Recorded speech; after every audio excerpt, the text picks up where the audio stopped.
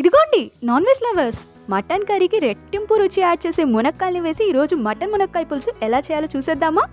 ఇది ఒక్కసారి టేస్ట్ చేయండి. అబ్బా, ఆ మునక్కాయ కాంబినేషన్తో మటన్ని లొట్టలేసుకుంటూ తినేస్తారు. దీనికోసం ముందుగా కుక్కర్ తీసుకొని ఫ్రెష్గా కడిగిన 1 కేజీ మటన్ వేసి 1 స్పూన్ ఉప్పు, పసుపు, అల్లం వెల్లుల్లి పేస్ట్ వేసి కొంచెం కలిపేసి మూత మూసి పక్కన పెట్టేయండి. ఇప్పుడు ఇది 3 విజిల్స్ వచ్చేదాకా స్టవ్ మీదే ఉంచండి. ఇప్పుడు సపరేట్ ప్యాన్ లో ఆయిల్ వేసుకొని సన్నగా తరిగిన ఉల్లిపాయలు, పచ్చిమిరపకాయలు యాడ్ చేసుకొని అందులో కొంచెం సాల్ట్, పసుపు యాడ్ చేసుకోవాలి. వీటి పచ్చివాసన పోయిన తర్వాత ఇంకో 2 స్పూన్స్ అల్లం వెల్లుల్లి పేస్ట్ యాడ్ చేసుకోవాలి.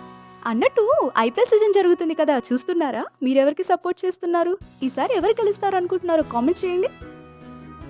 పచ్చివాసన పోయి ఆనియన్స్ బ్రౌన్ కలర్లోకి మారాక మనం ఇందాక ఉడకపెట్టుకున్న మటన్ని దీంట్లోకి యాడ్ చేసుకోవాలి. ఇప్పుడు ఇది బాగా కలిపేసి కాసేపు మూత మూసేయాలి.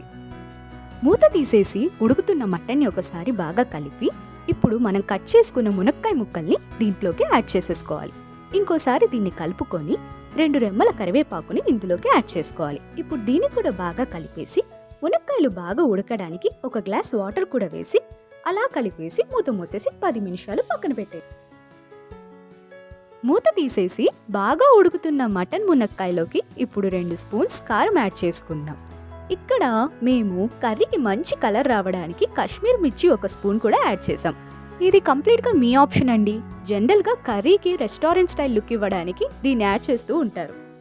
ఇప్పుడు దీంట్లోకి గ్రైండ్ చేసిన 3 టమాటాల ప్యూరీ వేసి ఒకసారి బాగా కలిపేసి కాసేపు అయ్యాక ఇందులోకి చింతపండు రసాన్ని కూడా వేసేసుకోండి.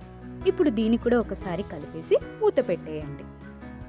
మూత తీసేసి బగబగా ఉడుకుతున్న కర్రీలోకి 1 spoon garam masala, 1 spoon mutton masala వేసి ఒకసారి బాగా కలిపేసి మూత మూసేయండి.